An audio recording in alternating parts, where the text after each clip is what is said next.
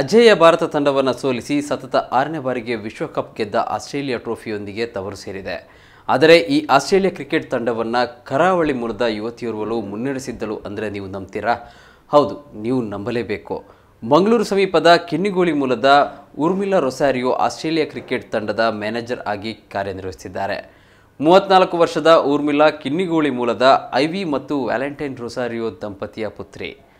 ವಿದೇಶದಲ್ಲಿದ್ದ ಆಕೆಯ ತಂದೆ ತಾಯಿ 7 ವರ್ಷಗಳ ಹಿಂದೆ ಭಾರತಕ್ಕೆ ಮರಳಿದ್ದು ಸಕಲೇಶಪುರದಲ್ಲಿ ನೆಲೆಸಿದ್ದಾರೆ. ಉರ್ಮಿಲಾ ರೊಸಾರಿಯೋ ಕಾರ್ನೆಗಿ ಮೆಲನ್ ವಿಶ್ವವಿದ್ಯಾನಿಲಯದಲ್ಲಿ BBA ಪದವೀಧರರಾಗಿದ್ದಾರೆ. ಬಾಲ್ಯದಿಂದ ಉತ್ತಮ ಕ್ರೀಡಾಪಟುವಾಗಿದ್ದ ಉರ್ಮಿಲಾ ಕತಾರ್ ಟೆನ್ನಿಸ್ ಫೆಡರೇಷನ್ನೊಂದಿಗೆ 3 ವರ್ಷಗಳ ಕಾಲ ಕೆಲಸ ಮಾಡಿದ್ದಳು. ಬಳಿಕ ಆಸ್ಟ್ರೇಲಿಯಾದಲ್ಲಿ ಅವರು ಮೊದಲ ಅಡಿಲೇಡ್ ಕ್ರಿಕೆಟ್ ತಂಡವನ್ನು ಸುಮಾರು 3 ವರ್ಷಗಳ ಕಾಲ ಕೆಲಸ ಮಾಡಿದ್ದರು. ನಂತರ ಅವರು ತಂಡದ ಮ್ಯಾನೇಜರ್ ಆಗಿ ಆಸ್ಟ್ರೇಲಿಯಾ ಮಹಿಳಾ ಕ್ರಿಕೆಟ್ ತಂಡಕ್ಕೆ ಸ್ಥಳಾಂತರಗೊಂಡರು. ಕಳೆದ ಫುಟ್ಬಾಲ್ ವಿಶ್ವಕಪ್ ಸಮಯದಲ್ಲಿ ಅವರು ಕ್ರಿಕೆಟ್ನಿಂದ ರಜೆ ಪಡೆದರು ಮತ್ತು 4 ತಿಂಗಳ ಕಾಲ ಕತಾರ್ನಲ್ಲಿ ಫುಟ್ಬಾಲ್ ಕ್ರೀಡಾಂಗಣವನ್ನು ನಿರ್ವಹಿಸಿದರು. ಈ ವರ್ಷದ ಸೆಪ್ಟೆಂಬರ್ನಲ್ಲಿ ಕತಾರ್ನಿಂದ ಆಸ್ಟ್ರೇಲಿಯಾಕ್ಕೆ ಹಿಂದಿರುಗಿದ ನಂತರ ವಿಶ್ವಕಪ್ಗಾಗಿ ಆಸ್ಟ್ರೇಲಿಯಾದ ಪುರುಷರ ಕ್ರಿಕೆಟ್ ತಂಡದ ಹೊಣೆಯನ್ನು ಅವರಿಗೆ ನೀಡಲಾಗಿತ್ತು.